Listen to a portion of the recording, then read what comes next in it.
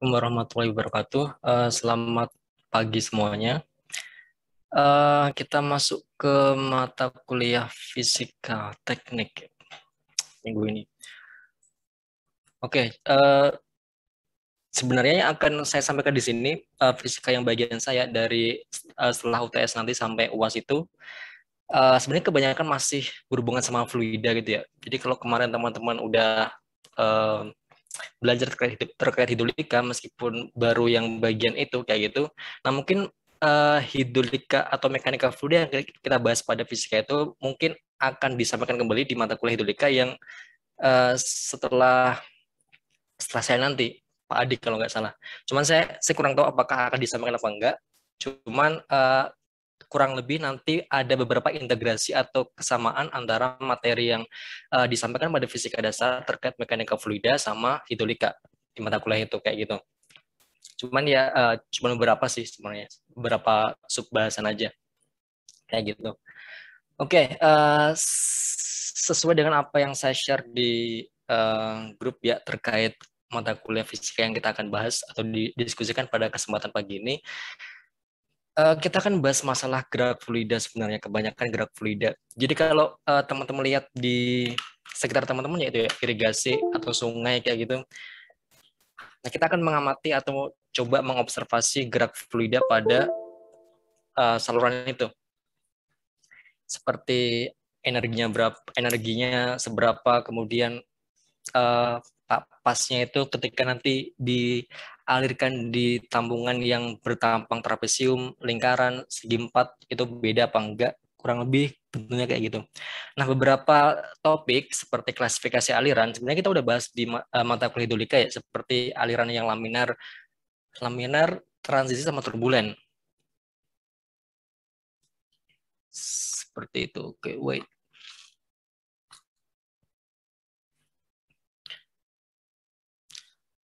Oke, jadi kita akan bahas sedikit masalah klasifikasi aliran.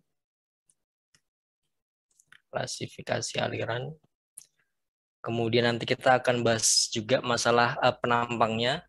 Jadi lebih ke apa ya, salurannya gitu ya, salurannya.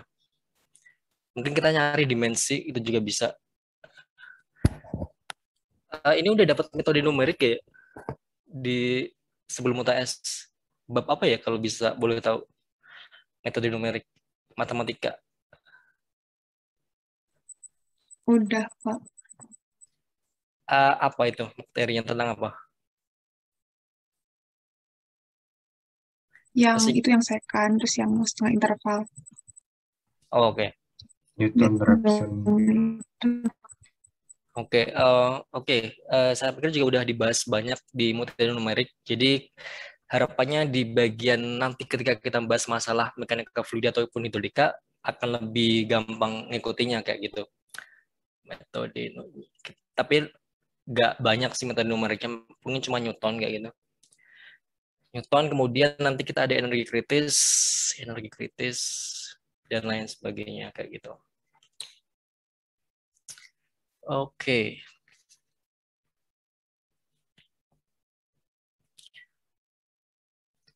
Oke, kita masuk ke aliran mantap melalui saluran terbuka. Jadi sebelum kita masuk pembahasan kuliah hari ini, mungkin untuk bisa memudahkan mengimajinasikan gitu ya, mengimajinasikan apa yang akan kita bahas, imajinasikan aja kayak saluran yang kalian temuin di dekat rumah kalian masing-masing.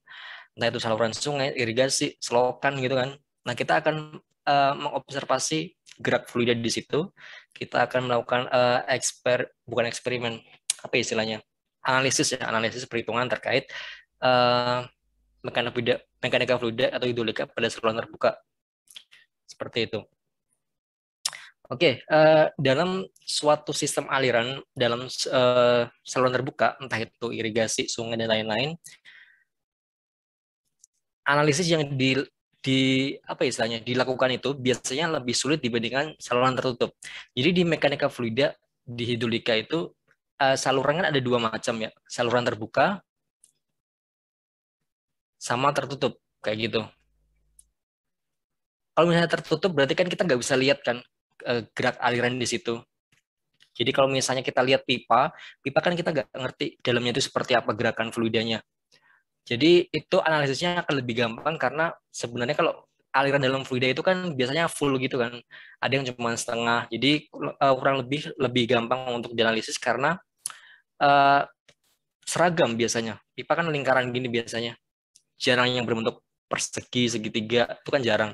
Jadi kurang lebih formula atau rumus empiris yang digunakan ketika melakukan analisis dalam pipa akan lebih sedikit ya gitu. Berbeda dengan aliran terbuka. Kalau kita lihat aliran terbuka di sungai kan salurannya kan biasanya ada yang gini, nggak beraturan gitu kan. Ada yang mungkin di beton gitu kan, trapesium, atau misalnya berbentuk setengah lingkaran seperti ini, itu kan beda-beda. That's why di sini di state bahwa lebih sulit maksudnya adalah lebih kompleks analisisnya kayak gitu. Nah, kemudian angka kekasaran beda-beda. Apa itu angka kekasaran? Nah, angka kekasaran itu kayak apa ya? Kalau kita lihat di sungai ya, di sungai itu kan ada yang salurannya itu di dasarnya itu ada yang beton halus gitu ya, ada yang di semen gitu kan, betonisasi, ada yang saluran alam, entah itu dari batuan, entah itu dari ada yang rumput gitu kan biasanya, ada yang masih saluran alami. Nah, itu angkanya beda-beda. Kita nanti menyebutnya ini sebagai koefisien Manning biasanya. Manning. Kurang lebih seperti itu. Kemudian tampang lintang berbeda di segmen tertentu. Jadi misalnya kalau kita menganalisis sungai panjang seperti ini kan, nah bisa jadi mungkin di sini bentuknya kan seperti ini, trapesium. Terus kemudian ketika kita cek di sini ternyata dia beda, mungkin bentuknya akan seperti ini, beda lagi. So that's why tampang lintang itu berbeda di segmen tertentu. Jadi mungkin yang di bagian hulunya itu reguler trapesiumnya, yang di bagian hilir mungkin tidak beraturan kayak gitu. Kemudian variabelnya tidak teratur dalam ruang dan waktu. Jadi kalau dalam ruang itu maksudnya di beberapa segmen kan beda-beda.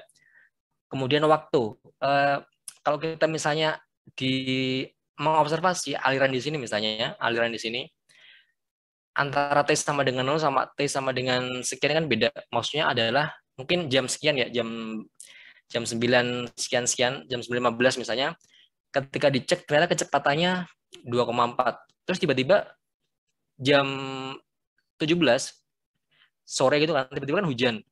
Itu kecepatannya kan lebih besar biasanya. Kalau hujan lebih deras lah misalnya seperti itu, mungkin kecepatannya jadi sekitar 6,5 kayak gitu misalnya. That's why variabelnya tidak teratur antara ruang dan waktu. Dan variabel lain seperti tampang lintang, kekasaran, kemiringan, belokan, debit itu pasti beda-beda dikarenakan banyak faktor. Karena kita berhubungan sama alam ya, kan kita nggak bisa kayak memprediksi hujan hari ini seberapa sehingga kecepatan di suatu sungai itu seberapa kayak gitu kan. Kemudian ketidakteraturan membuat analisis secara analitis lebih sulit, analisis saluran terbuka lebih empiris. Oke, kurang lebih kita punya banyak variabel yang akan kita perhitungkan atau pertimbangkan ketika melakukan analisis aliran mantap melalui saluran terbuka. Oke, untuk klasifikasi aliran sebenarnya kita udah bahas di mata kuliah yang lain. Kita punya banyak macam ya, seperti aliran invisit dan viskos, laminar dan turbulen, mantap steady flow dan tidak mantap atau unsteady flow, seragam dan tidak seragam, 1, 2, dan 3 dimensi, kemudian rotasional dan tak rotasional. Oke, bentuknya kan seperti ini. Jadi kalau laminar itu berarti aliran yang pelan kayak gitu. Itu bisa dicek kalau misalnya kalian pernah ke saluran irigasi ya, irigasi biasanya kan misalnya kalau penuh gitu ya, kalau penuh nggak hujan, maksudnya tenang kayak gitu. Nah, kurang lebih bentuknya kan seperti itu, aliran laminar. Kemudian untuk transisi berarti dia kayak apa ya, medium antara tenang sampai ke kecepatan yang tinggi kayak gitu. Dari velocity yang rendah,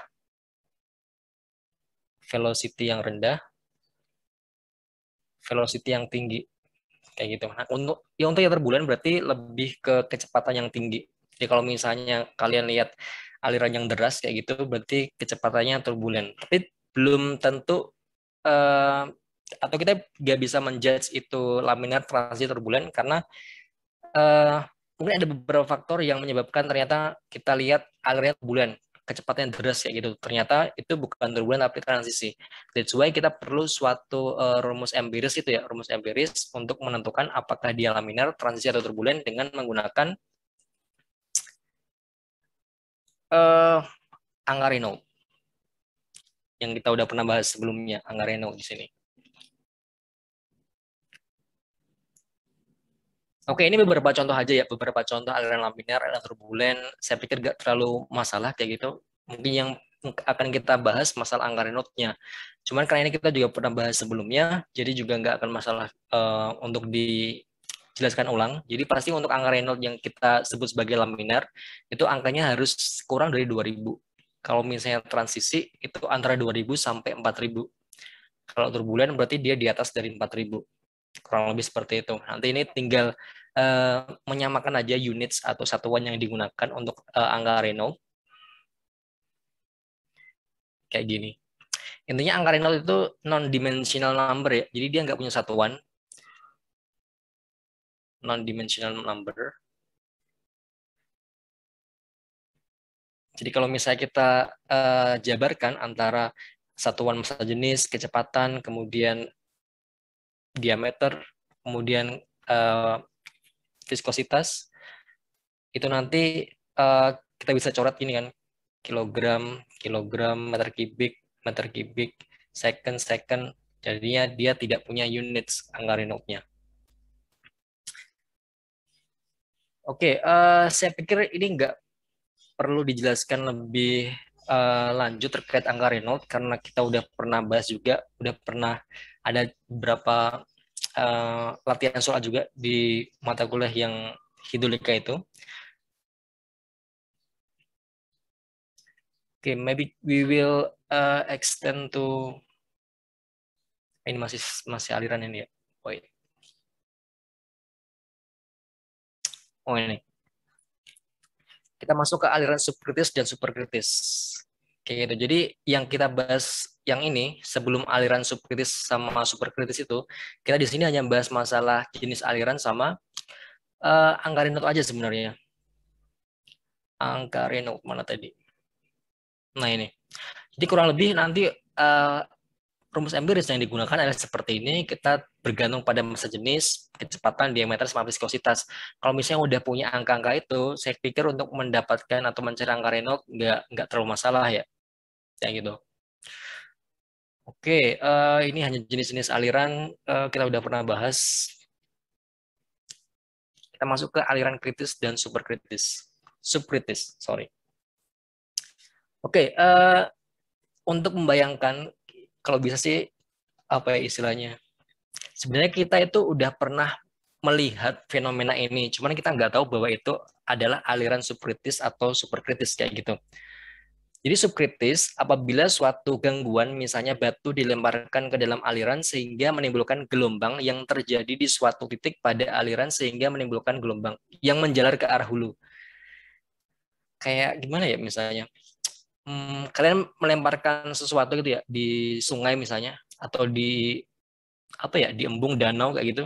Dibayangin aja kalau misalnya dia menjalar ke arah hulu, itu kemungkinan alirannya subkritis. Nah, kemudian aliran di hulu itu juga dipengaruhi oleh di hilirnya. Apabila kecepatan super besar sehingga gangguan tidak menjalar ke hulu, maka aliran menjadi superkritis. Kondisi hulu akan mempengaruhi hilir. Nah, untuk penentuan tipe aliran ini kita menyebutnya angka Freud. Oke, bisa dibedakan ya. Tadi ketika kita mau menentukan jenis aliran, apakah dia laminar, transisi atau turbulen, kita pakainya angka Reynolds. Angka Reynolds. Tapi kalau kita mau menentukan apakah dia alirannya subkritis atau superkritis, kita pakainya angka Freud. Jadi tadi ada Reynolds sama Freud. Oke, jadi sebenarnya aliran yang subkritis sama superkritis itu lebih ke apa istilahnya? Aliran apakah dia menimbulkan gangguan atau gelombang apa enggak dari hulu ke hilir atau dari hilir ke hulu. Kurang lebih seperti itu. Nah, angka Freud untuk rumus empirisnya itu dipengaruhi sama kecepatan, gravitasi, sama kedalaman hidrolik. Jadi rumusnya pasti akan seperti ini. Fr sama dengan kecepatan per gravitasi kali kedalaman kayak gitu. Kemudian dengan kedalaman di sini adalah luas tambang aliran dibagi T, lebar permukaan. Untuk memudahkan kita untuk memahami rumus ini sebenarnya, kan kita misalnya punya saluran seperti ini ya, trapesium misalnya. Trapesium. Nah, kayak gini misalnya. Oke, yang dinamakan kedalaman hidrolik itu kedalaman yang sini loh. Oke, kemudian yang lebar permukaan itu lebar sini sama lebar sini kurang lebih kayak gitu. Kalau misalnya trapesium ya. Nah, luasnya kan kita luas kan punya panjang kali lebar gini kan. Ini kalau misalnya segi 4 deh misalnya, yang lebih gampang. Segi 4, ini lebarnya, ini kedalaman hidrolik. Kita nyebutnya H. Boleh D, boleh H, bebas sebenarnya. Jadi kalau kita lihat luas di sini, luas basahnya, luas basah dari permukaan, bukan permukaan, luas basah dari cross section suatu saluran, itu kan, ini kan segi 4, panjangnya lebar. Panjangnya adalah L ini, lebarnya adalah ketinggian atau kedalaman hidrolik. Sehingga kalau kita mau mencari kedalaman hidrolik, atau D sama dengan A dibagi L lebarnya. Jadi rumusnya sama seperti ini. Jadi kurang lebih untuk mencari kedalaman hidrolik, kita perlu cek salurannya bentuknya apa. Apakah trapesium, setengah lingkaran, segitiga mungkin. Seperti itu.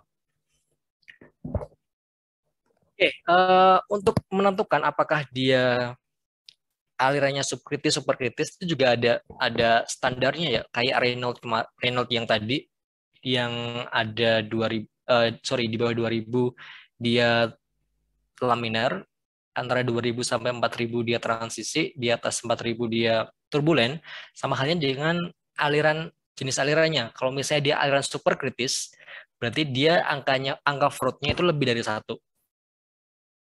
Kalau misalnya aliran kritis, berarti aliran yang kritis biasa kayak gitu, berarti dia F-nya sama dengan 1.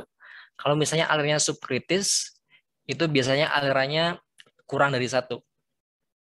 Nah, kenapa ini judulnya adalah subkritis dan superkritis? Karena biasanya angka Freud-nya itu antara kurang dari 1 sama lebih dari 1. Karena yang pas 1 itu jarang ya. Bukan berarti nggak ada, tapi jarang. Jadi kita hanya kayak membedakannya itu dia superkritis atau subkritis kayak gitu. Oke, ini contoh operasional pada pintu gerak.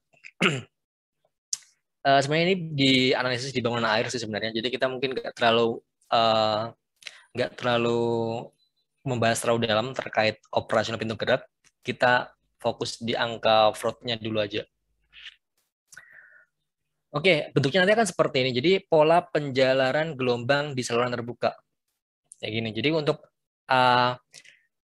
kalau misalnya apa ya, kayak danau gitu ya, atau embung atau tambungan, entah itu seperti apa, bayangin aja air yang diam kayak gitu, itu kan kecepatannya 0.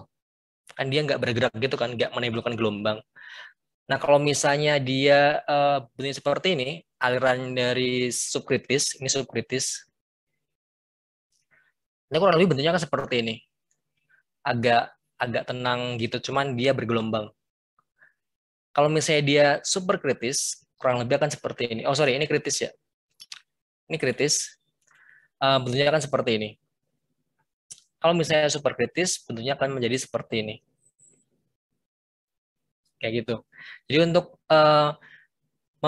menotis atau mendistinguish, membedakan bahwa dia subkritis atau kritis atau superkritis, kalau misalnya dia kecepatannya itu lebih kecil dibanding dengan antara akar perkalian gravitasi dengan kedalaman, itu biasanya dia subkritis. Kalau misalnya sama, dia berarti kritis. Kalau misalnya lebih dari kecepatan atau kecepatan lebih besar, berarti dia superkritis. Oke, kurang lebih seperti itu angka Freud. Nanti kita akan bahas masalah angka Freud dengan beberapa contoh case gitu ya. Kita masuk ke distribusi kecepatan.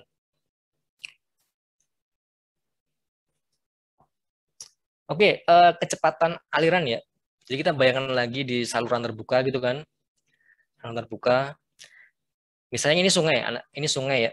Nah, kecepatan di titik sini itu pasti akan beda sama titik sini.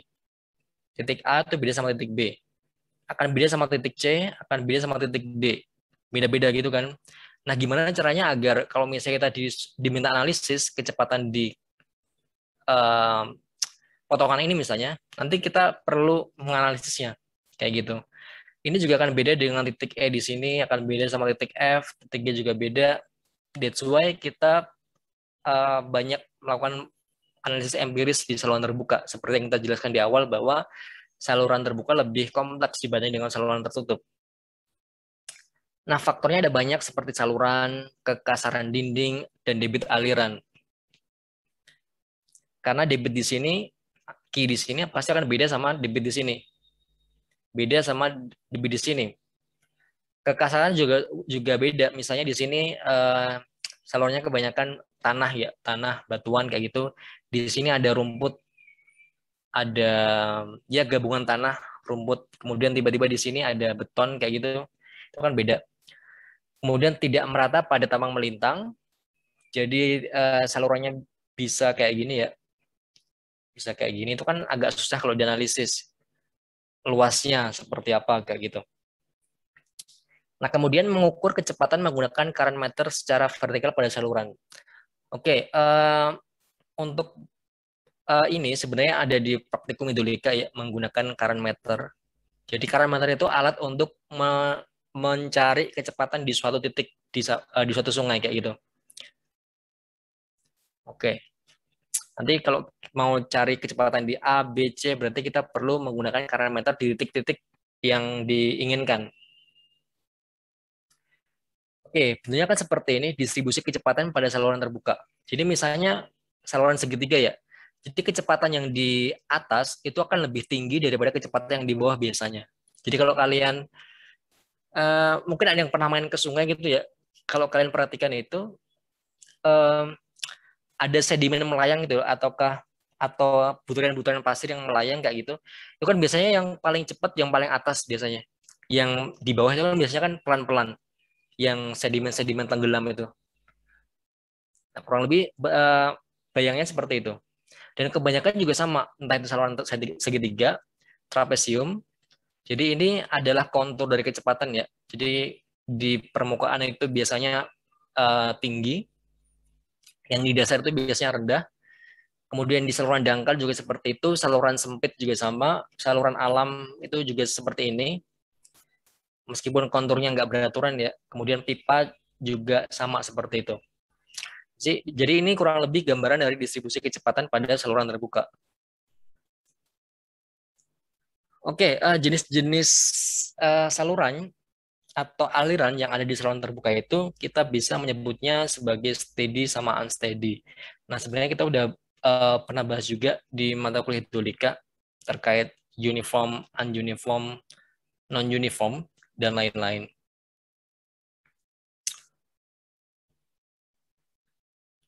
Oke, yang membedakan antara aliran, ini jenis aliran ya, jenis aliran, ini ada variabel yang membedakan. Jenis aliran steady uniform, steady non-uniform, sama unsteady non-uniform adalah variabel ruang dan waktu.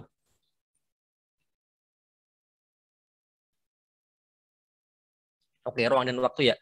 Jadi kalau steady uniform, yang steady itu kalau misalnya kita, ini saluran ya, saluran, anggap aja sih saluran, dari atas kita lihatnya,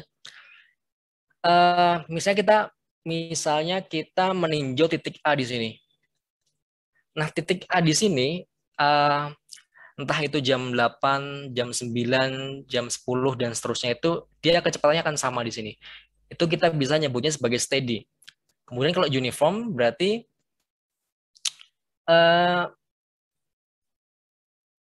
apa istilahnya, dalam segi ruang, maksudnya dalam segi space, Jadi antara titik A di sini, titik B di sini, titik C, dan seterusnya itu juga punya kondisi yang sama, entah itu kecepatan, debit, dan variabel lain. Sehingga untuk steady uniform, berarti antara variabel waktu, dt di sini, sama space, itu harus sama variabelnya. Kayak gitu. Kecepatannya ya maksudnya.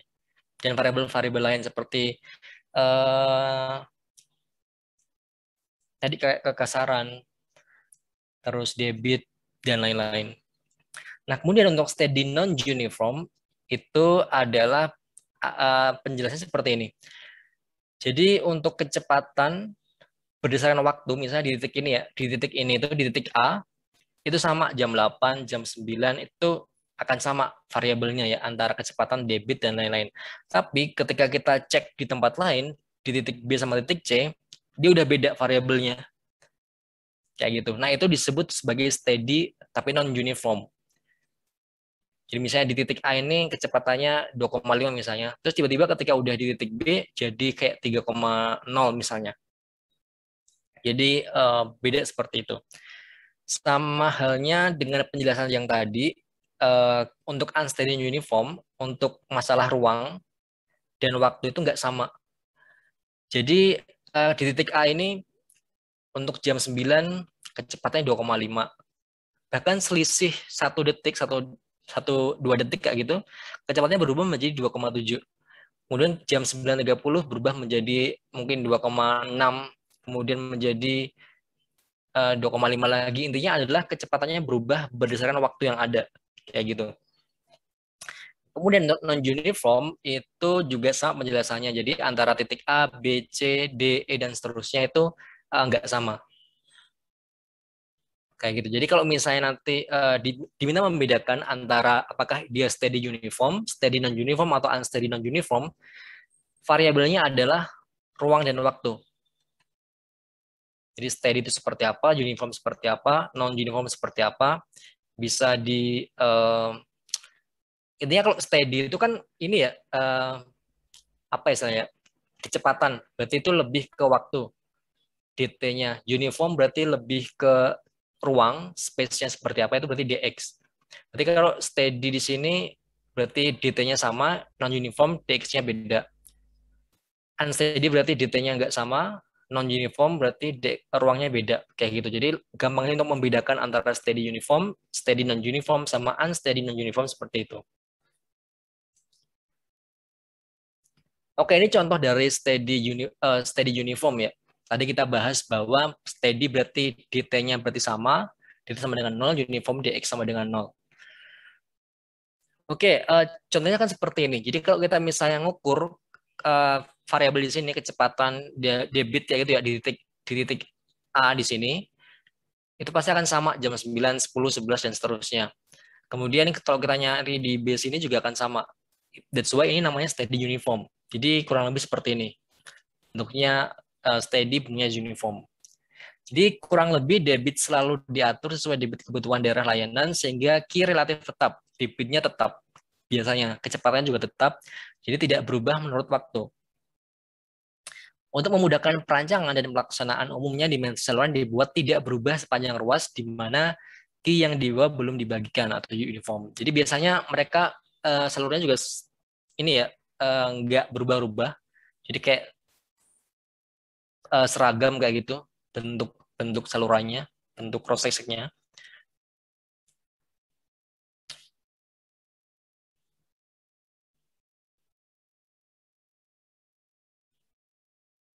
Oke, kita masuk ke perancangan dimensinya. Perancangan dimensi untuk aliran melalui saluran terbuka.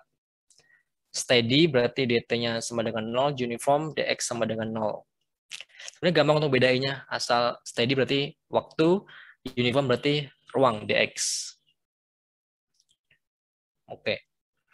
Nah, jadi sebenarnya untuk persamaan hidrolika, mekanika fluida itu ya, itu sebenarnya kita induknya itu integrasinya itu adalah persamaan Saint-Venant, persamaan Saint-Venant yang menghubungkan antara hukum kekekalan massa dan hukum kekekalan momentum.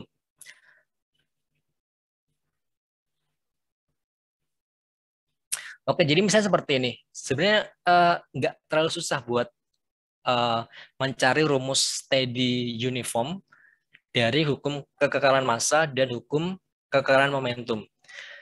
Jadi seperti ini. Jadi ingat-ingat di awal steady uniform berarti dt-nya sama dengan 0, dx-nya sama dengan 0. Jadi untuk hukum kekekalan massa sama momentum kan ini kan maksudnya nggak berubah gitu kan. Yang berubah adalah nanti rumusnya di steady uniform, steady non-uniform, sama unsteady non-uniform. Oke, hukum kekekalan massa kan seperti ini. Kita lihat dt ini sama dengan 0, kita coret sama dengan 0, dx-nya juga 0, dx sama dengan 0, sama dengan 0. Sehingga untuk yang bagian variabel di sini itu 0 sama dengan 0 untuk kekekalan massa. Kekekalan massa. Ini momentum. Kita cek yang di kekekalan momentum, dt-nya sama dengan 0, dx 0, dx 0. Nah, tinggal ini. SF min S0 sama dengan 0. Seperti ini. Di mana kita punya rumus yang untuk mencari SS itu kayak kemiringan ya. Kemiringan saluran. Kita punya dua rumus utama sebenarnya yang pasti akan dipakai di banyak perencanaan dimensi saluran. Itu ada Manning sama Sezzi. Oke, Manning rumusnya seperti ini. Jadi rumus empirisnya tetap. Kalau Sezzi seperti ini.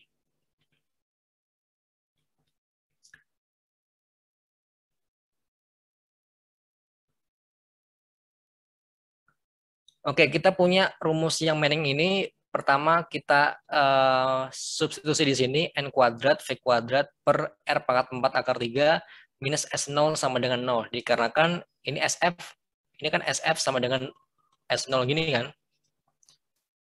Kalau misalnya kita pengen mencari kecepatan di aliran yang steady uniform, kita tinggal apa ya, saya membalik apa sih istilahnya, kayak kita nyari yang V ini loh. V ini kita pakai seper n kuadrat R2 pangkat 3, R pangkat 2/3 dikalikan S0 kali setengah. Kayak gini. Nggak masalah sebenarnya untuk mengkonversi V ini dari rumus ini menjadi seperti ini. Jadi intinya cuma konversi doang gitu. Samanya dengan Sezzi di sini. Sezzi di sini kita juga pengen nyari kecepatan di sini. Kita ada C kuadrat V kuadrat per R minus S0 sama dengan 0. Kita punya rumus kecepatan sama dengan seper C akar R kali S0. Jadi kalau misalnya nanti kita punya variabel-variabel yang berdasarkan angka Manning, kita pakai rumus yang ini. Kalau memang nggak ada, kita pakai rumusnya Sezzi. Rumus Manning ini bisa dikerjain kalau kita tahu kekasaran saluran. Jadi misalnya saluran ini terbuat dari batuan atau misalnya saluran alami, saluran beton. Kalau misalnya kita tahu itu, kita bisa pakai rumus Manning buat nyari kecepatan. Kayak gitu. Oke, ini masalah rencangan umum yang lainnya. Sebenarnya ini kita nyari dimensi, misalnya kita ada saluran trapesium seperti ini, kita diminta untuk nyari kayak lebar atasnya ini berapa, lebar bawah berapa, kedalamannya berapa, seperti itu. Nah, rumus debit secara keseluruhan, secara general maksudnya, itu adalah debit sama dengan luas dikalikan kecepatan, gini kan. Tapi dia punya variabel, tadi kita udah bahas, ada faktor S0, itu adalah kemiringan. Kemudian ini kemiringan ini ya, kemiringan dasar saluran yang ini ya. S0 itu kemiringan, jadi misalnya ada sungai, kan biasanya miring dari hulu ke hilir kan, nah itu namanya S0, kemiringan, slope lah. Slope, M itu kemiringan yang tebingnya, kiri kanan dari saluran itu, V adalah kecepatan, kayak gitu. Oke, untuk typical steady uniform itu lebih gampang buat di analisis sebenarnya dibanding dengan typical yang tidak beraturan kayak gitu. Sehingga untuk di fisika hari ini, fisika mekanika fluida, kita akan lebih banyak menganalisis terkait aliran yang steady uniform. Jadi dengan saluran yang sama kayak gitu. Kalau misalnya saluran yang tidak irreguler atau yang tidak beraturan mungkin agak susah ya. Mungkin nanti akan di tingkat advance di mata kuliah yang lainnya. Oke, syaratnya kita nanti perlu ada debit sama S0, kemiringan saluran. Jadi mungkin perlu difamiliarkan dengan istilah-istilahnya ya. Jadi kayak misalnya kemiringan itu slope, kita pakainya S0, debit itu kita bisa pakai Q, kemudian M itu kemiringan tebing, B itu yang kecil ini loh, lebar bawah, kalau B besar berarti lebar atas. Kalau kedalaman kita bisa sebut kayak Y, D, H itu bebas sebenarnya. Asal kalian paham aja untuk bedanya seperti apa. Kalau itu adalah simbol kedalaman. Oke, nanti kita mencari Y-nya ini yang kita cari di kedalaman sungai itu. Ini masih perancangan dimensi ya. Oke. Oke, seperti ini, steady uniform perancangan dimensi. Jadi ini adalah sungai utama. Ini profil potongan melintang sungai, kurang lebih seperti ini. Biasanya kan saluran alami seperti itu. Nah, kalau misalnya kita sederhanakan, misalnya dibuat kayak kotak biar kita gampang analisisnya, kita buat seperti ini.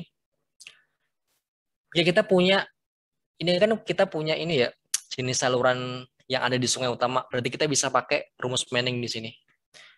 Perlu diingat bahwa kecepatan dari saluran itu kita punya dua rumus, Manning sama Cauchy. Oke, yang pertama ada rumus debit secara general gitu kan.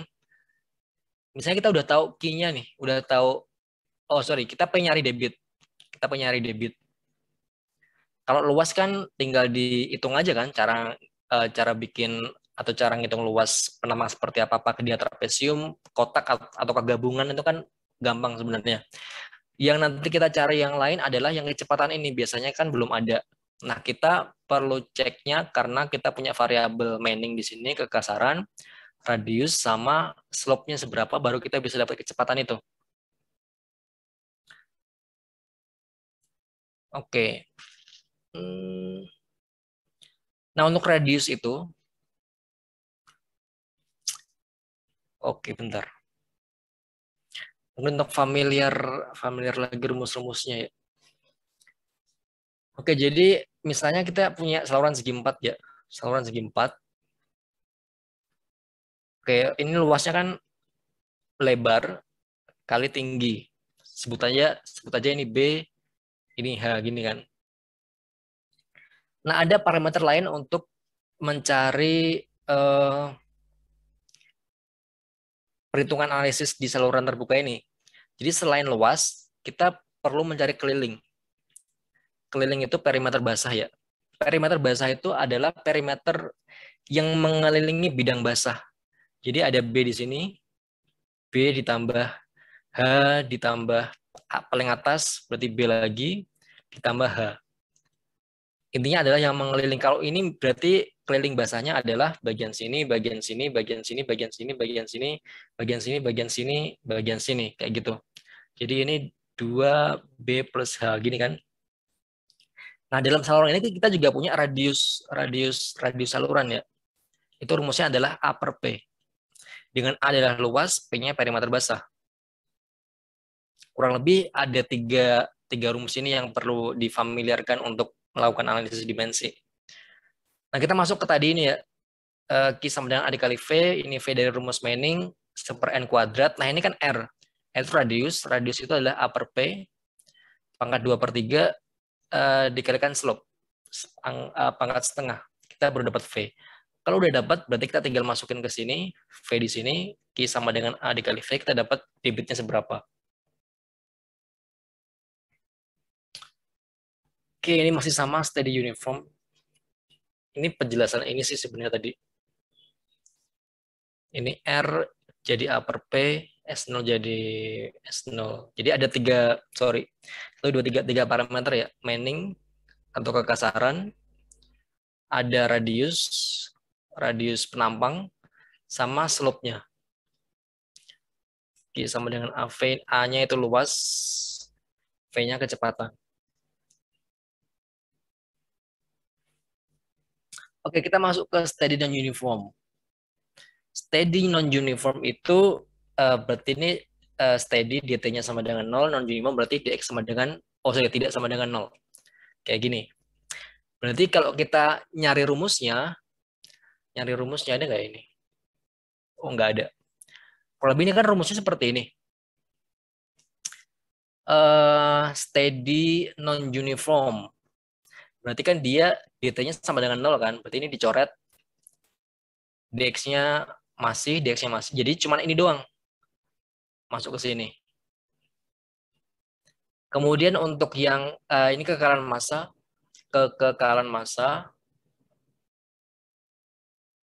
ini kekekalan momentum.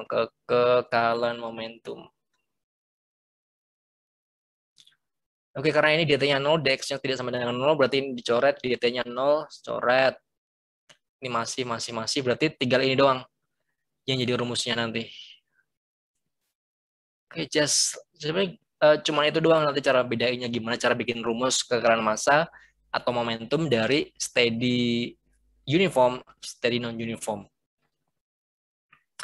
Untuk yang unsteady juga sama ya ini, meskipun ini agak abu-abu gitu ya. Agak abu-abu, kita coba ini kan kalau misalnya unsteady kan dt-nya tidak sama dengan 0, dx-nya tidak sama dengan 0, berarti kan nggak ada yang bisa dicoret. Berarti masuk semua ini rumusnya. Samanya dengan hukum kekekalan momentum, dt-nya nggak bisa dicoret, dx-nya nggak bisa dicoret, masuk semua nanti di sini. Oke, seperti itu. Oke, sampai sini mungkin ada pertanyaan?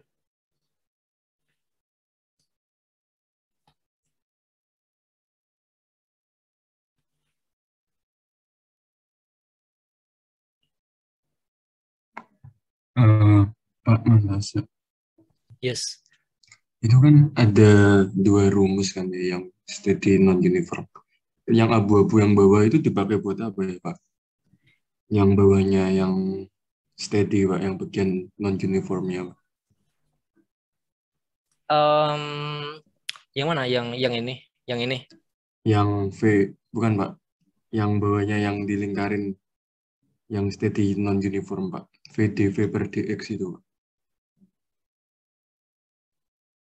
Yang mana sih? Yang paling kanan kedua dari bawah Pak. Paling kanan kedua dari bawah ini. Nah, iya. Oh, ini misalnya ini sama sebenarnya. Ini kalau misalnya apa istilahnya? Parameter slope-nya nggak di apa istilahnya ya? Bukan nggak dipertimbangkan, tapi dia jadi variabel lain. Jadi ini kan VdV dx ini kan sama ya rumusnya.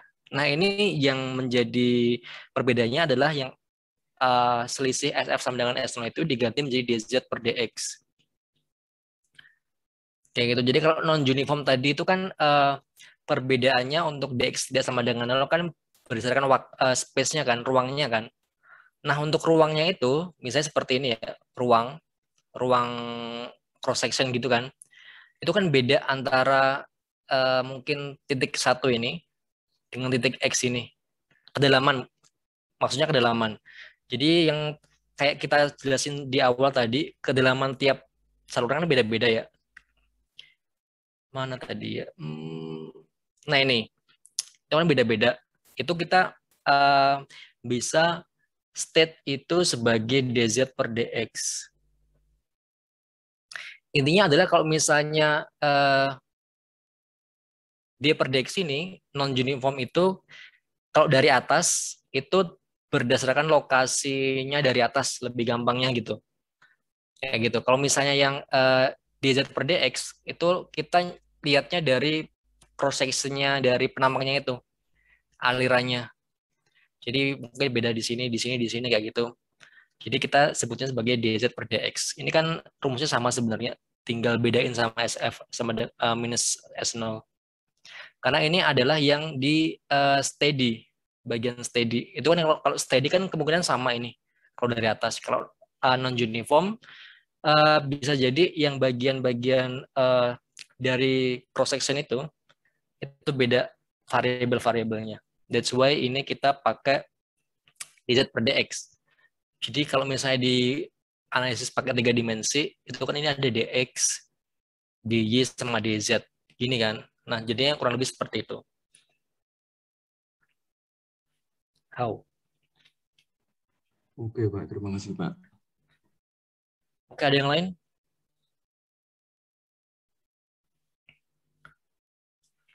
Oke, kalau gak ada kita lanjutin ya. Itu kurang lebih basic teorinya seperti itu. Nanti kita masuk ke case-nya seharusnya lebih gampang kalau misalnya kita udah tahu case-nya secara langsung, kayak gitu kan. Kan nanti tujuannya di teknik lebih ke sana, ke arah sana.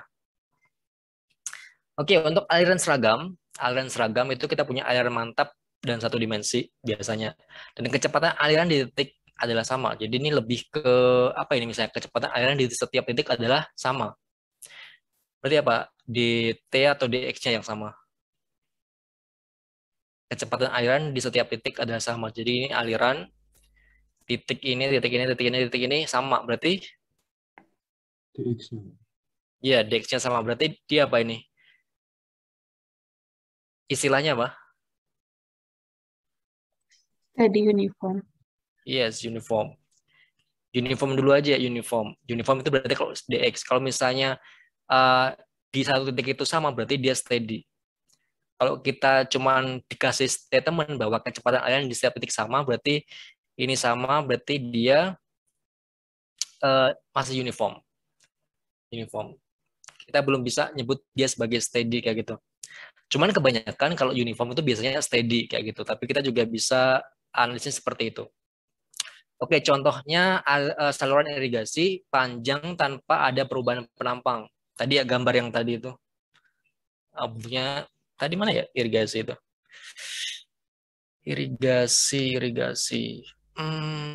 Nah, bentuknya seperti ini kurang lebih. Kebanyakan saluran irigasi itu kan buat ngalirin air di sawah gitu kan. Mereka kebanyakan uniform. Jadi kalau misalnya teman-teman lihat di saluran irigasi atau di sawah terdekatnya, itu kan kebanyakan dia kan kayak salurannya kecil gitu kan, dari beton, kemudian alirannya biasanya tenang kayak gitu kan, tapi kan dia mengalir itu.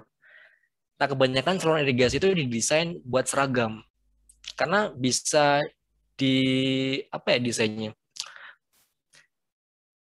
Mungkin bisa jadi buat pemerataan air, kan irigasi buat aliran ke sawah gitu kan. Khawatirnya kalau misalnya dimensinya beda-beda, mungkin ada konflik secara horizontal antar masyarakat.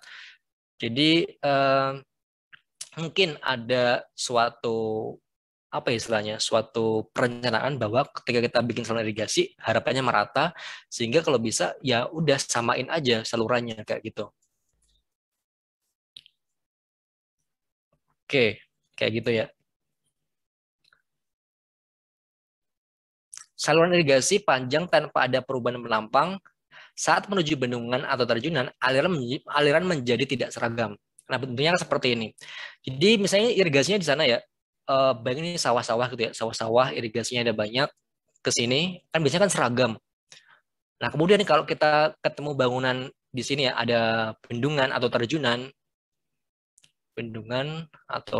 kayak gitu, kan airnya terjun gitu kan, dia jadi aliran yang tidak seragam. Aliran tidak seragam, dan aliran yang tidak seragam ya harusnya. Tidak seragam.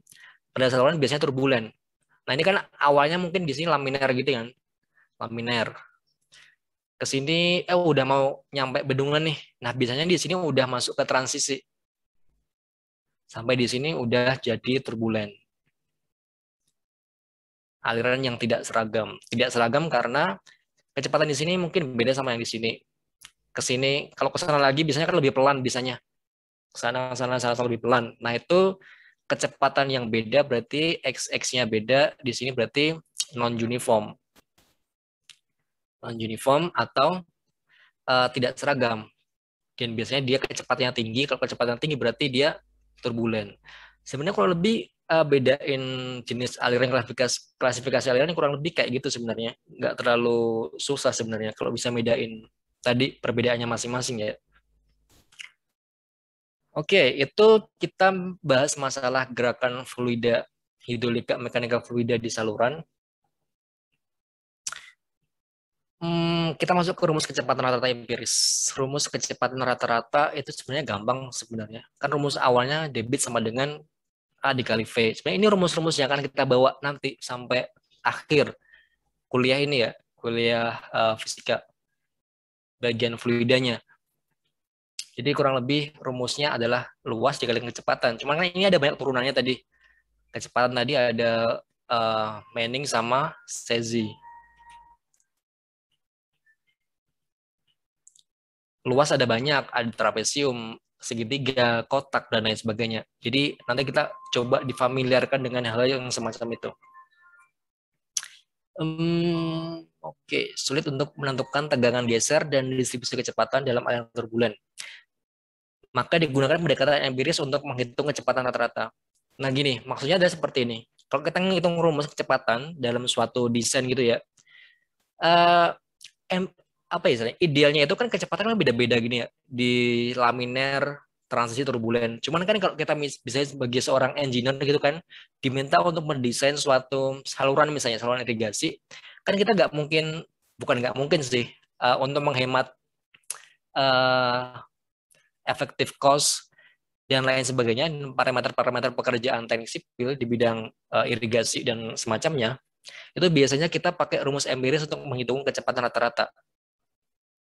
Karena aliran di sini laminan beda, transisi beda, turbulen beda, sehingga kita gunain kecepatan rata-rata buat nanti buat desain salurannya seperti apa, kayak gitu. Untuk rumus kecepatan empiris rata-rata kita biasanya bisa pakai rumus Cesi. Asumsinya alirannya permanen, kemiringan saluran kecil, saluran prismatik. Nah ini tadi kita bahas masalah S0 tadi ya. Kemiringan saluran itu S0. Itu kurang lebih seperti ini miringnya.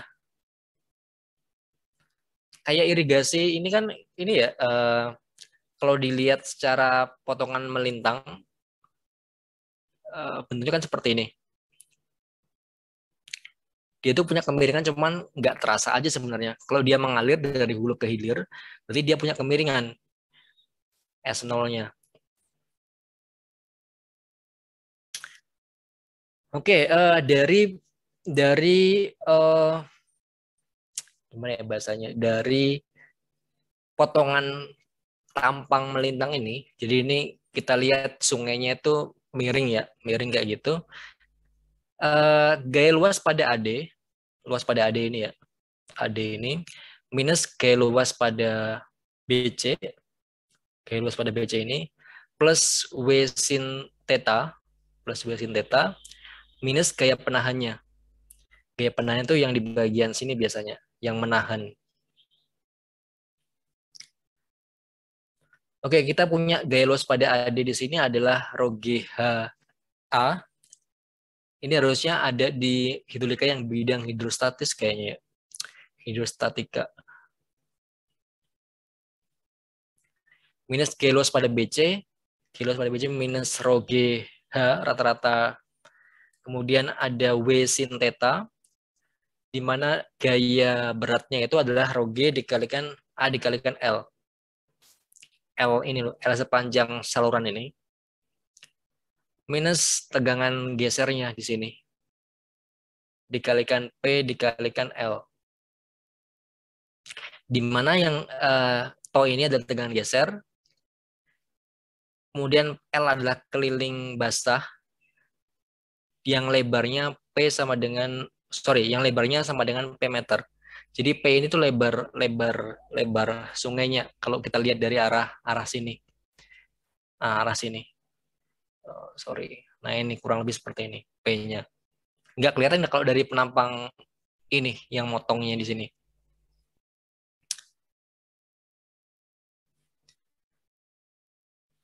Oke, nah dari beberapa rumus yang kita gunain di rumus Cesi ini, kita bisa lihat bahwa ketika udah di apa ya istilahnya, disubstitusi ke nilai-nilainya,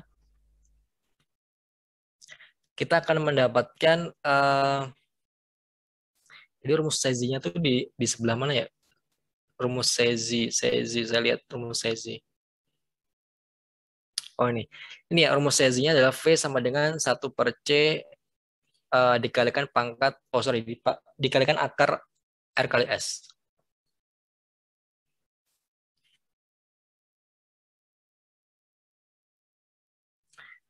Oke, nah di sini sebenarnya kita kan mau mencari rumus Sezi-nya kan. Nah dari hasil substitusi dan seterusnya kita mendapatkan tadi rumus kecepatan untuk rumus Sezi adalah seperti ini. Nah untuk angka aliran laminer F bisa ditentukan sebagai 64/Reynolds-nya. Sehingga ketika nanti kita pengen nyari rumus angka C, angka Sezi-nya itu untuk laminer, kita bisa pakai rumus ini. C sama dengan 1,107 akar RE, kayak gitu. Nah, untuk nyari angka Sezi ini, ada banyak caranya. Ada Cutter, Manning, Bazin, Powell. Jadi kalau misalnya tadi Manning-nya itu yang bagian sini, Manning mana tadi Manning? Manning ini kan dipengaruhi sama N. Angka Manning itu berdasarkan kekasaran. Jadi angka itu bisa disebabkan sama misalnya salurannya dari beton atau tanah atau yang semacamnya kayak gitu. Nah, kalau misalnya Sezi, dia dipengaruhi sama C-nya ini. C-nya itu dari mana sebenarnya? Nah, kita bisa nyari Sezi, rumus Sezi itu dari ini bisa dari rumus Cutter, Manning, Bazin sama Powell, tergantung yang diketahui apa. Bentuknya kan seperti ini. Ada kecepatan, kita yang nyari koefisien Sezi di sini, ada jari-jari hidrolis, tadi A sama dengan P, kemudian dasar S, koefisien Manning, koefisien kekasaran bahan saluran, sama kekentalan kinematik atau viskositas di sini. Viskositas. Ada contoh soalnya nggak ya ini? Wait. Kayaknya ada sih. Bentar deh. Oke, kayak gitu ya. Nah, tadi rumus Sezi seperti itu. Sezi ya kita masuk ke Manning. Manning ya kurang lebih seperti itulah. V sama dengan 1/N pangkat R pangkat 2/3 kali S pangkat setengah. Kita tadi udah bahas di slide-slide sebelumnya. Dengan nilai hubungan antara Manning sama Sezi itu adalah dia di bagian sini. Kita mencari angka Sezi, kemudian kita udah punya koefisien Manning, kita bisa ngitung dengan R sama dengan A/P. Nah, berapa angka Manning-nya itu? Nah, itu tergantung sama salurannya berapa ya. Salurannya berapa? Saluran. Jadi misalnya beton ini ya, beton atau gorong-gorong biasanya nilainya 0,011, 0,013. Ini sebenarnya udah ada panduannya ya. Jadi kalian nggak perlu ngitung atau nggak perlu nyari lagi. Kalian tinggal ngikutin aja tergantung kalian nanti dapat case-nya seperti apa. Apakah dari tanah, bersih baru, berkerikil, berumput pendek, saluran alam, bersih, lurus, berkelok-kelok, banyak tanaman, dataran banjir, dan yang lain-lain. Itu bentuknya kan seperti ini. That's why kalau kita pengen tahu kekasaran Manning, saluran-saluran sungai-sungai itu ya, di Jakarta, di Surabaya, di Jogja, di Aceh, gitu-gitu itu pasti beda-beda. Tergantung sama dia terbuat dari jenis bahan apa salurannya. Biasanya kalau di Jakarta kan dari beton biasanya. Dari beton biasanya berarti kemungkinan angka Manning-nya di sana kurang lebih akan ada range-nya seperti ini. Terus kalau misalnya mungkin di Jawa Tengah atau Jawa Barat ya gitu kan mungkin masih banyak saluran alami gitu kan, saluran alam masih bersih atau lurus. Nah, kita bisa pakai angka seperti ini. Itu nanti pasti akan ngaruh ke kecepatannya. Kalau biasanya angka Manning-nya kecil, angka Manning-nya kecil misalnya seperti ini ya. Angka Manning kecil di sini, ini kan berarti V sama dengan V itu berbanding terbalik sama Manning ya. Jadi kalau misalnya angka Manning-nya kecil, berarti kecepatannya besar. Jadi kalau kita bisa lihat saluran-saluran di Jakarta, itu kan kebanyakan dari beton gitu kan. Beton di semen kayak gitu, itu kan berarti kan Manning-nya kecil. 0,01 dan seterusnya. Berarti kan kecepatannya dia besar. Kecepatan besar. Kalau misalnya saluran-saluran di yang bahan alami kayak gitu kan meaningnya besar biasanya, berarti kecepatannya kecil. Sebenarnya kurang lebih seperti itu kalau dibayangin. Oke, itu terkait Manning. Nah, ini juga ada beberapa harga rata-rata dari N sama M. Jadi untuk N ini untuk rumus Carter dan Manning ya. Kalau misalnya M itu untuk rumus yang di Bézin.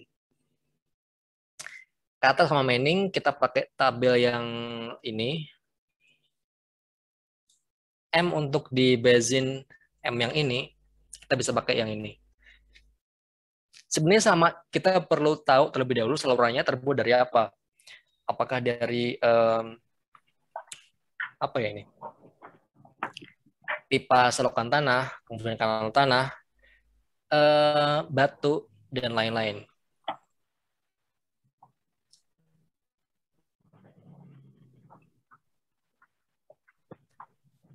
Oke, ini beberapa koefisien konstanta Manning ya.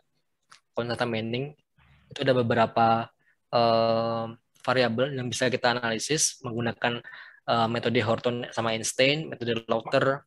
Cuma nanti kita nggak terlalu banyak bahas masalah ini di mata kuliah ini ya. Karena ini lebih ke apa ya istilahnya? Pengembangan aja. Oke.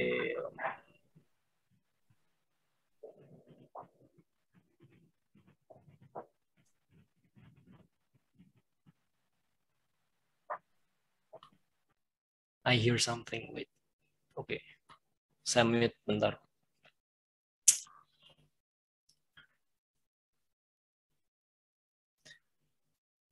Oke, nah kurang lebih seperti itu kalau misalnya kita mau mencari kecepatan berdasarkan sama Manning sama Sezi.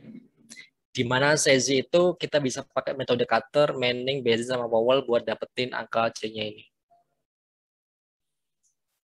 Oke, kita masuk ke compound sectional channel. Artinya adalah kurang lebih seperti ini. Kalau misalnya kita ngitungnya itu langsung semua, itu agak susah ya, agak susah. Kadang yang di saluran ini, bagian kiri ini, kecepatannya beda sama kecepatan di sini, bagian kanan. Kecepatannya beda sama kecepatan yang di tengah ini. That's why kalau kita pengen tahu debitnya berapa di suatu aliran seperti ini kita bisa pakai rumus seperti ini, Q1 plus Q2 plus Q3, kayak gini. Oke, dengan rumus yang sama tadi, ini rumus Manning ya sebenarnya. Rumus Manning, cuman dia ya lebih, ini per N R2/3 S tengah. R itu A per P, S itu kemiringan. Kan ini kemiringannya beda ya, di kemiringan 1, 2, sama 3. Jadi lebih baik kalau misalnya mau detail untuk dapat debit di saluran seperti ini, kita bisa pakai Q1 tambah Q2 tambah Q3, kayak gitu. Oke, contohnya seperti ini.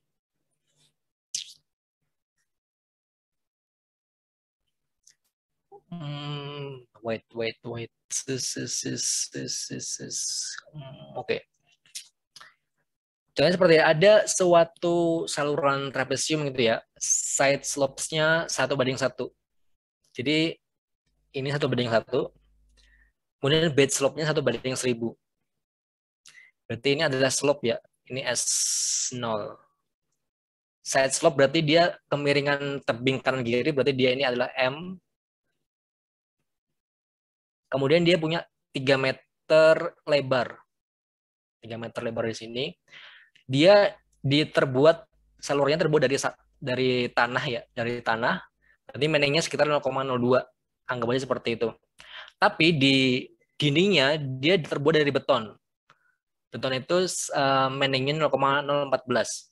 Kita diminta untuk mengestimasi debit di saluran tersebut jika kedalaman aliran sebesar 2 meter. Kayak gini. Kalau misalnya digambar, bentuknya kan seperti ini.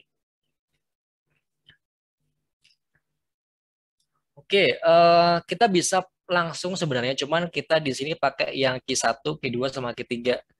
Jadi luas di sini, A1 di sini, itu kan sama dengan luas A3 di sini kan. Setengah alas kali tinggi bentuk segitiga, biasalah. A2 tinggal segi 4, persegi panjang berapa. Kemudian ini A totalnya.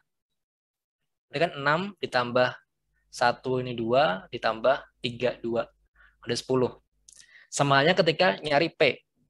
P itu keliling basahnya berapa kayak gitu. Ketika dianalisis pakai dapatnya 2,828 sedangkan yang di P ini adalah 3. Kayak gini kan.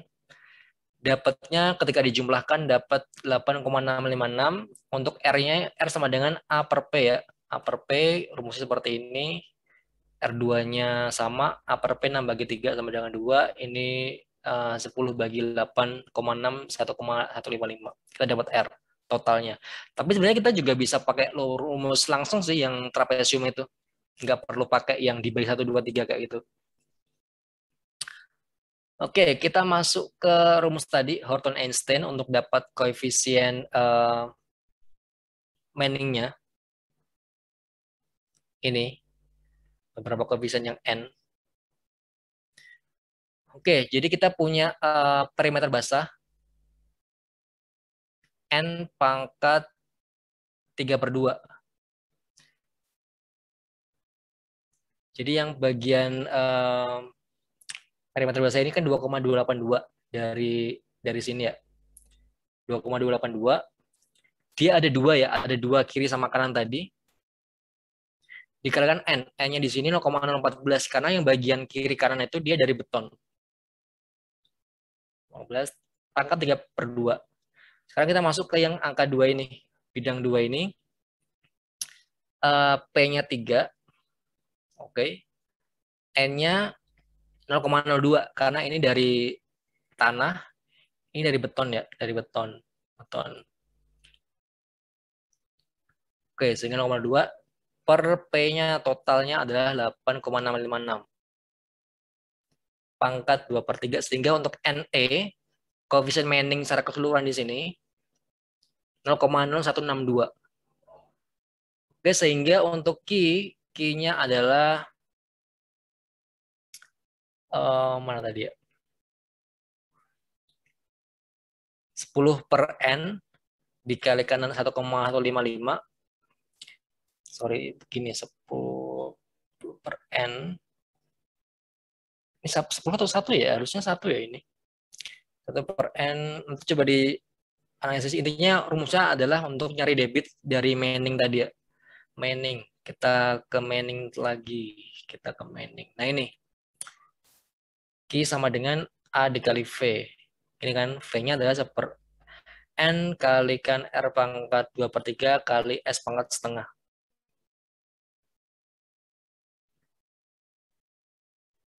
Oke, 1 per N kali R-nya 1,155.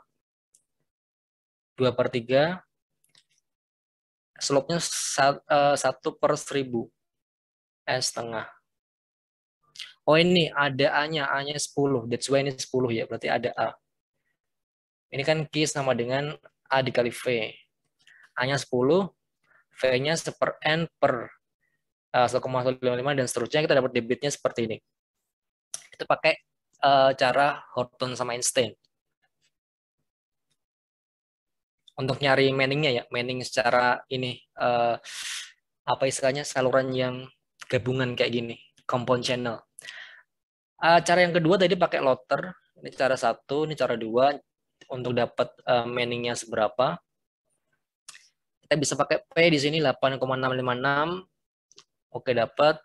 R-nya di sini 1,155. Pangkat 5/3. Kemudian ini juga sama. P yang angka 1 sama 3 kan sama. Berarti kan 2. 2 dikali P-nya di sini adalah 2,8. Dikalikan R-nya di sini 0,7. Pangkat 5/3 per N. N-nya di sini 0,014 yang beton. Ini yang angka 2 di sini ya. P 3 dikalikan 2. 3 dikalikan 2.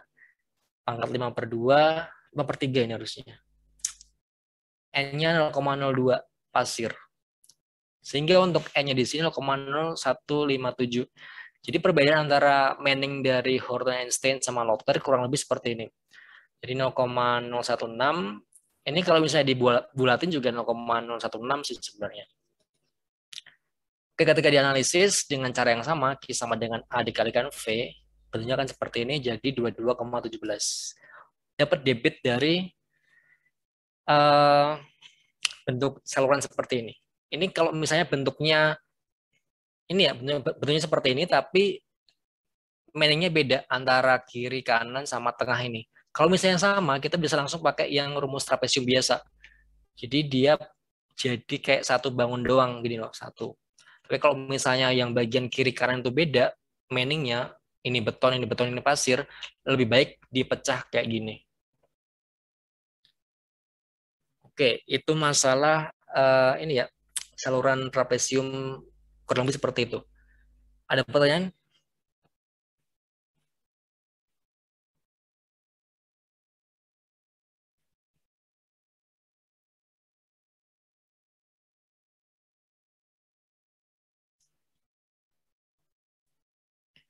Oke, kalau gak ada pertanyaan, kita lanjut ke steady non-uniform.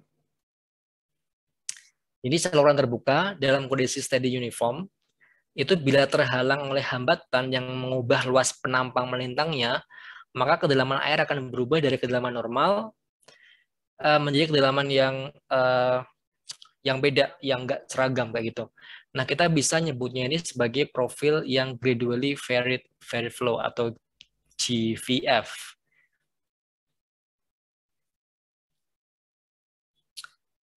Oke, steady uniform berarti steady itu dt-nya sama dengan 0, non-uniform adalah dx-nya tidak sama dengan 0, berarti kekeralan massa dt-nya dicoret sama dengan 0, dapatnya cuma ini. Sehingga kalau kita pengen nyari steady non-uniform rumusnya, kita tinggal kayak, apa istilahnya? Dari rumus ini sebenarnya. Kan rumus-rumus yang lain itu sebenarnya adalah parents-nya, induknya adalah hukum kekekalan massa dan hukum kekekalan momentum. Gini. Jadi H dan seterusnya sama dengan 0. Jadi seperti ini. Jadi seperti ini. Nah, nanti kita baru bisa masuk ke steady uniform bentuk rumus-rumusnya seperti ini. Nah, ini kita biasa nyebutnya sebagai hukum kontinuitas yang kita udah pernah bahas di hidrolika. Kayak gitu. Jadi sebenarnya rumus-rumus yang di mekanika fluida atau fisika yang bagian fluida kayak gitu, itu hukum awalnya adalah hukum kekekalan massa dan hukum kekekalan momentum. Tinggal dia nanti apakah dia steady uniform, steady non-uniform, atau unsteady non-uniform.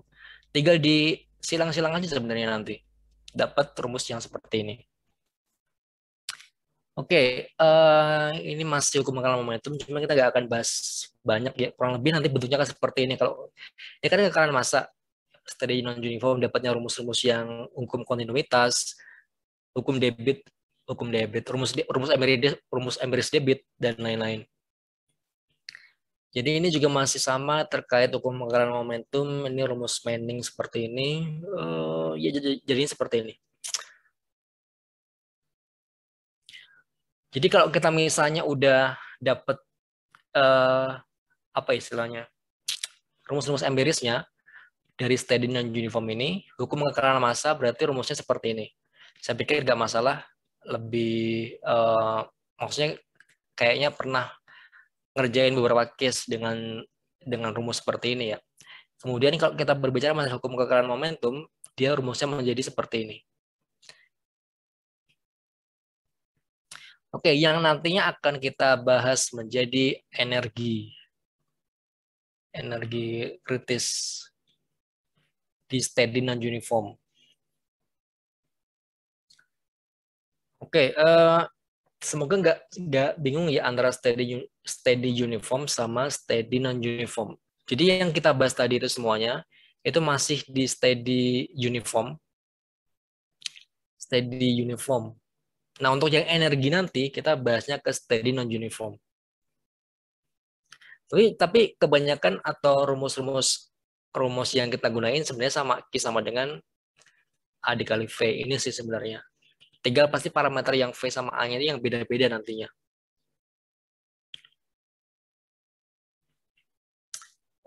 Oke, untuk stay non uniform mungkin ini kita bisa skip dulu ya. Points. Oke, kita masuk penampang saluran ekonomis. Penampang saluran ekonomis. We still have 10 minutes kayaknya. 10 menitan ya. Masih nyampe sih ini. Nanti kita masuk ke penampang saluran ekonomi. Jadi kita pengen nyari suatu dimensi atau kedalaman suatu aliran di suatu penampang kayak gitu seberapa. Jadi misalnya ada penampang seperti ini ya. Atau misalnya ada debit sekian misalnya, debit sekian 10 meter per second. Nah, kita diminta bikin penampang atau salurannya desainnya seperti apa. Nah, kurang lebih yang akan kita bahas selanjutnya adalah masalah itu. Oke, tadi kita udah bahas bahwa dalam melakukan desain saluran kayak gitu, kita perlu mencari bentuk saluran yang paling ekonomis kan. Biasanya ada persegi panjang, trapesium, segitiga mungkin. Jadi yang perlu kita analisis kalau kita mau bikin atau menghitung dimensi saluran, yang pertama adalah luas, perimeter basah, sama radius. Ini yang penting untuk dianalisis terlebih dahulu sebelum ke yang lain ya. Kayak gitu. Oke, untuk yang persegi panjang saya kira nggak masalah, luasnya B dikalikan H, kemudian perimeter basahnya adalah B ditambah 2H, B tambah 2H. Kenapa ini B tambah 2H? Karena ini perimeter basah. Jadi yang disentuh oleh air itu yang dinamakan P di sini. Jadi kan ini H ini disentuh air, ini disentuh air, disentuh air. Jadi P-nya adalah B ditambah 2H. Jadi ini nggak masuk untuk perimeter basah. Kemudian jari-jari hidrolis, R-nya di sini adalah upper P. B dikalikan H bagi B tambah 2H. Kurang lebih nanti jadinya seperti ini. Oke, saya pikir nggak terlalu masalah ya untuk analisis A, P, dan R itu. Oke, kita coba masuk ke trapesium. Trapesium itu luasnya yang inilah B ditambah M dikali H dikalikan H. Luas trapesium saya pikir kalian udah familiar, masih familiar ya gimana caranya nyari luas trapesium. Nah, kalau perimeternya sebenarnya udah ada rumusnya sih gimana cara nyari perimeter seperti apa. Tapi kita bisa pakai rumus jadinya seperti ini untuk nyari perimeter basah, keliling basahnya. Oke, kemudian kalau misalnya nyari radius berarti A per P. Berarti ini per ini. Oke, nah dari analisis ini ya, penambang trapesium itu yang paling efisien itu bila M-nya 1 per akar 3. Jadi panjangnya M ini, panjang kemiringannya itu, dia dikatakan sebagai trapesium yang paling efisien itu bila nilainya 1 per akar 3.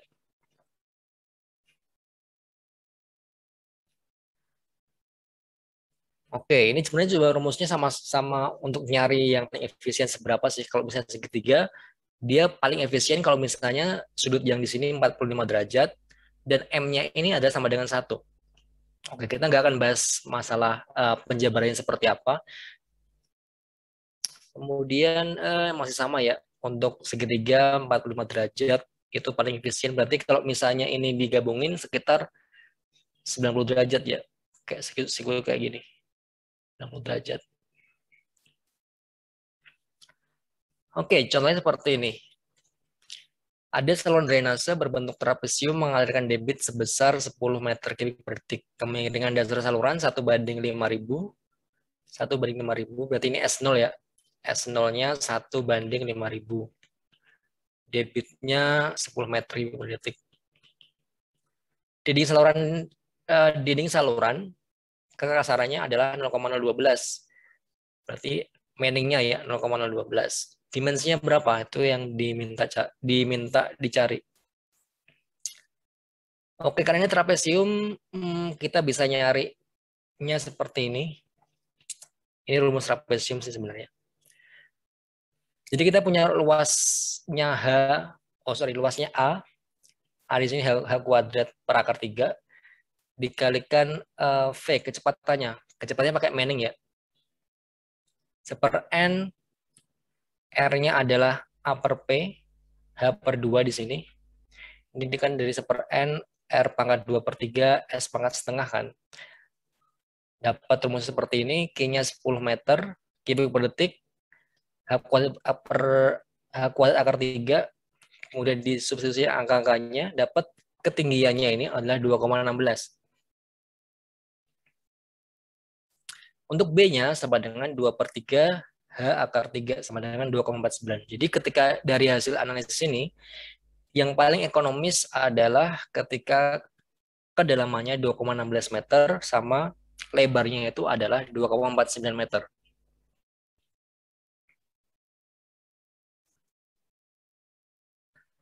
Oke, kita coba cara yang lain, case yang lain maksudnya.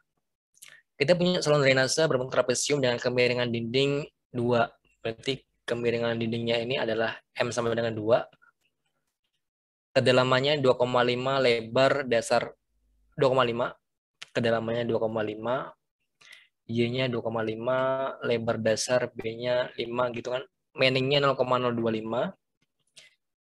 Hitung kemiringan dasar saluran jika debit yang mengalir sebesar 75. Jadi kita diminta nyari S0 sekarang.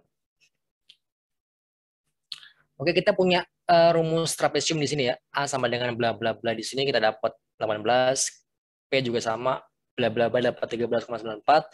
Radius saluran A per P kita dapat 1,29. Kecepatan adalah Q per A 4,17. Baru kita mencari slope-nya ini. 4,17 sama dengan 1 per bla bla bla dapat S, S-nya sama dengan 0,08, S-nya 0,0879, kita kuadratin jadi S-nya adalah 0,0017, sehingga kemiringan dasar saluran di sini adalah 0,0077. Oke, jadi step-stepnya kurang lebih sama ya, kita nyari A terlebih dahulu, nyari P, nyari R, baru kita nyari hubungan antara Q sama dengan A dikali V, mana yang dicari gitu kan. Oke, ini juga sama. Kita punya apa ini ya? Kemiringan dasar saluran. Kita punya S-nya 1/2500. CZ-nya kita punya 60. Dengan dimensi seperti ini, kan kita bisa cari luasnya kan. Luasnya berapa? Perimeter basah. Berarti yang ini nggak perlu nggak perlu dianalisis. Kemudian R-nya itu A per P, baru ke rumus CZ-nya. Berarti kan stepnya sama. Kita nyari A, nyari P, nyari R, kemudian Q. Nah, Q-nya itu tergantung apakah dia mau manning atau ke sezi, tergantung case-nya seperti apa. Oke, kurang lebih seperti itu contohnya. Nah, untuk perencanaan saluran itu lebih ke metode numerik sih. Oke, kayak masih ada waktu 5 menit mungkin. Oke, mungkin ini pokok bahasan kita yang terakhir ya, terkait perencanaan saluran. Untuk pertemuan hari ini maksudnya. Oke, sebenarnya udah ada tabel ya untuk membantu kalian untuk melakukan analisis saluran seperti itu. Misalnya ini ada segi 4 persegi panjang, trapesium, segitiga sama lingkaran kayak gitu. Nah, untuk areanya sama sebenarnya, karena ini bedanya cuma di simbol aja sebenarnya kan. Ini areanya BW dikali Y, panjang kali lebar. Ini areanya seperti ini. Dia cuma beda di simbolnya aja, tapi kurang lebih sama sih. Kemudian wet perimeter basah itu juga sama, BW plus 2Y, berarti BW di sini plus 2Y. Jadi yang basah salurannya itu yang itu doang. Ini yang trapesium seperti ini rumusnya. Tadi kan kita untuk yang kemiringan di sini kan disimbolkan sama M kan. Nah, kalau di sini kita simbolkan sama Z. Sebenarnya bebas sih mau pakai M atau Z, kurang lebih sama simbolnya. Segitiga seperti ini, lingkaran seperti ini. Untuk radiusnya kan R sama dengan A per P. A-nya di sini BW per Y, P-nya adalah BW plus 2Y. Ini untuk trapesium, segitiga, lingkaran. Top width itu ada lebar atasnya di sini adalah B. B-nya ini ya, B di sini sama dengan BW karena ini sama. Kalau misalnya kita nyari B di sini, itu adalah BW plus 2ZY. Kalau nyari B di sini, itu adalah 2 kali Z kali Y untuk lingkaran seperti ini. Nah, ini yang akan kita jadikan sebagai rumus Newton nanti ya, ketika kita mau melakukan analisis 2DR. Ini kayak apa ya? Kayak variabel gitu loh. Variabel untuk ke Newton. Jadi akan punya rumus seperti ini. rumusnya ya. Ini nggak perlu dihafalin sih, digunain aja kalau misalnya ada case seperti itu. Kayak gitu. Oke, sebenarnya kita masih sama untuk nanti untuk perencanaan saluran pakai metode numerik Newton. Kita punya angka Manning seperti ini. Q sama dengan 1,49 per N. 1,49 per N. R 2 per 3. Ini A-nya belum ya. A, S setengah, kayak gitu. Nah, beberapa literatur itu kan kebanyakan ada yang cuma 1/n doang kan. Ada yang 1,49 N. Jadi itu tergantung apa ya, ada penelitian yang menyatakan bahwa oh ini angkanya yang benar itu enggak 1 tapi 1,49.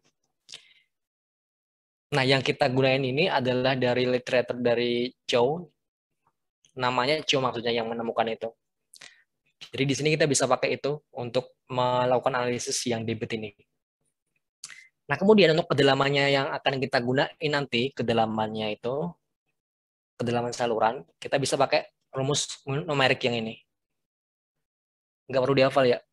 Difamiliarin aja gimana cara mengoperasikannya nanti.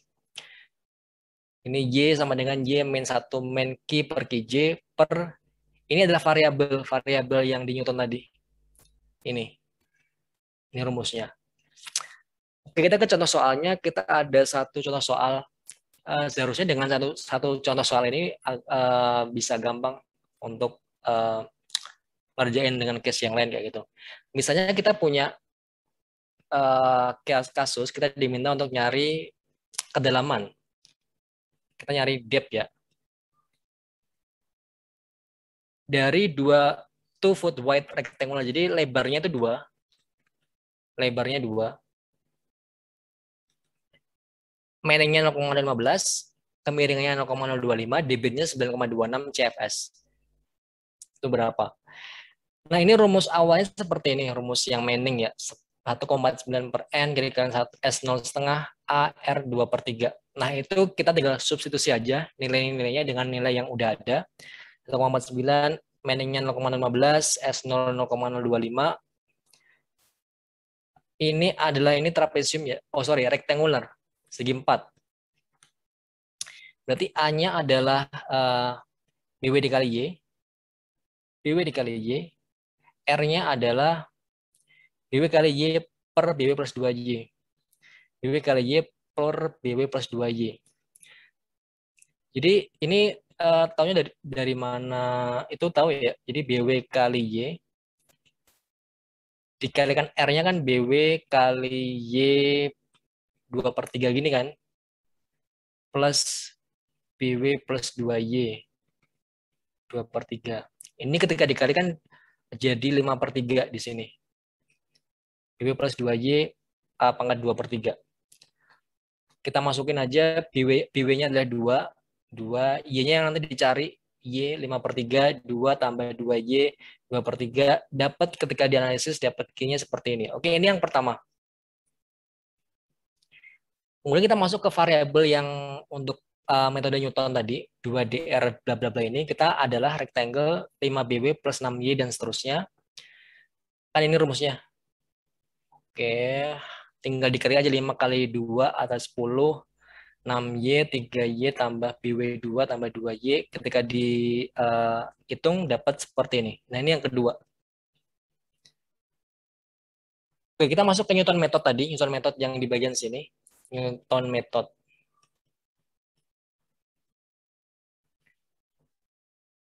Rumusnya kan YJ min bla bla kayak gitu kan. Tinggal dimasukin aja. Y sama dengan YJ min 1. Kita punya debit di sini 9,26. 9,26 per QJ, ini nggak diketahui. Terus per ini kan wait.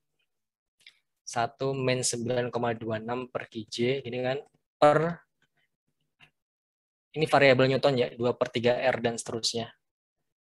Yang ini. Ini kan berarti hasilnya yang ini. 1,667 dan seterusnya.